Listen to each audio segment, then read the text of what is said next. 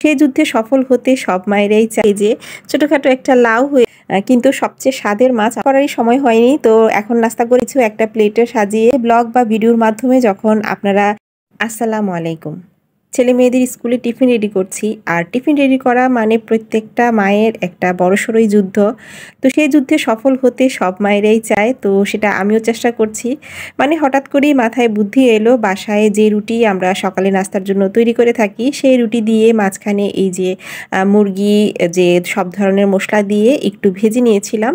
তারপর সেই রুটিটা মাঝখান থেকে কেটে এটার ভেতরে এই মাংসটা দিয়ে এভাবে ভেজে তারপরে এই টিফিন করে দিয়েছি। বলতে গেলে অনেকটা ছোটখাটো একটা সমুচার মতোই দেখতে হয়েছে। আসলে ছেলেমেয়েদেরকে ফাঁকি দিয়ে কত কিছু আমরা তৈরি করে তাদেরকে খুশি করার চেষ্টা করি যেন ওরা টিফিনটা খুব আনন্দ করে খায়, মজা করে খায়। আর যেহেতু এটার মধ্যে চিকেন আছে তাহলে তো আর কথাই নেই। ওরা খুশি, খুশি টিফিন খেয়ে নিবে। তো রূপা টিফিনটা গোছাচ্ছে, সাথে একটু ভিডিও করে দিচ্ছে মাকে। তো আমি ওদেরকে স্কুলে দিয়ে এসে এখন রান্নাবান্নাও শুরু করে দিলাম। আজকে কই মাছ ভুনা করব। আর কিছু লাল শাক ছিল, ভাবছি সেটা ভাজি করব। আর আমার গাছের এই যে ছোটখাটো একটা লাউ হয়েছে, তো এই লাউটা আর বড় হবে না আমার কাছে মনে হচ্ছিল, তাই পেরে নিয়ে আসলাম। সকালেই ছাদে গিয়েছিলাম। তো লাউটাও রান্না করে নিব। তো এখন মাছটা প্রথমে ভুনা করে নিচ্ছি। মাছের জন্য এখানে সব মশলাগুলো একটু কষিয়ে নিচ্ছি।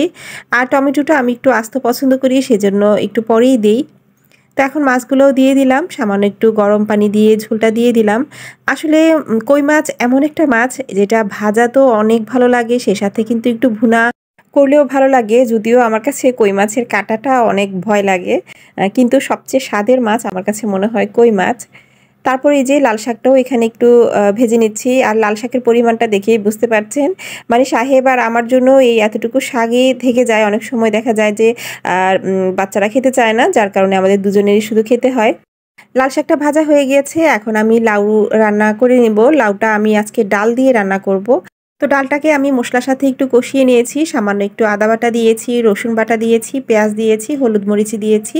তারপরেই ডালটা দিয়ে একটু কষিয়ে এখন এই লাউগুলা দিয়ে দিলাম।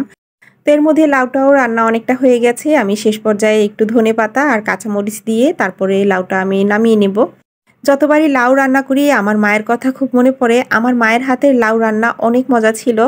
এখন তো আসলে আর সেটা খাওয়ার সৌভাগ্য হয় না। আসলে খুব সকালে গ্যাসের চাপটা থাকে, যার কারণে রান্না করারই সময় হয়নি। তো এখন নাস্তা করে নিচ্ছি। আর যে লাউ তরকারি সেটাও একটু নিয়েছি, সাথে একটা ডিম ভাজি।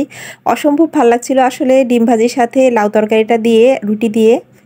তো নাস্তা খেয়ে এর মধ্যে ছেলে মেয়েদের স্কুল থেকে নিয়ে এখন আমরা দুপুরের খাবারও খেতে বসলাম। আর সবকিছু একটা প্লেটে সাজিয়ে একটু ভিডিও করে আপনাদের সাথে শেয়ার করলাম। আমার দৈনন্দিন রান্নাবান্না বা আমার পছন্দের টুকিটাকি কাজগুলা আমি আপনাদের সাথে সবসময় শেয়ার করে থাকি। আর আপনারাও খুব সুন্দর, সুন্দর কমেন্ট করে আমাকে অনেক সময় উৎসাহিত করে থাকেন।